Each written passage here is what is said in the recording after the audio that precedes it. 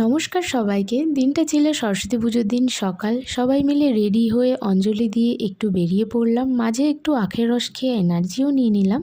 তারপর গিয়েছিলাম একটা সুন্দর জায়গাতে, খুবই শান্ত এবং নিস্তব্ধ একটা প্লেস। চারিদিকে শুধু গাছ আর গাছ। এখানে অনেক রকমের গাছ আছে যেগুলো আমরা বইয়ে পড়েছি, বাট সামনাসামনি দেখিনি। আর যেহেতু এটা অনেক দিনের পুরনো, তাই এখানে অনেক রকম ঐতিহাসিক জিনিসও দেখতে পাওয়া যায়। তারপর দেখলাম এদের দেখে তো মনটা আরোই ভালো হয়ে গেল। আর সত্যি বলতে আমি এরকম এই প্রথমবার সামনে থেকে দেখছি, এর আগে কখনো দেখিনি। নেটের বাইরের দিকটায় আমরা সবাই দাঁড়িয়েছিলাম, তখনও চুপ করে বসেছিল। যেই দেখলো ভিড় হয়ে সবাই ওকে দেখতে এসছে, সেই সুন্দর করে পেখম মেলে ঘুরে ঘুরে সবাইকে এন্টারটেন করছে। আর ইনি তো এখানে নিশ্চিন্তে ঘুমাচ্ছেন। সব থেকে কিউট ছিল এটা। এনার তো 12 মাসই জ্বর থাকে।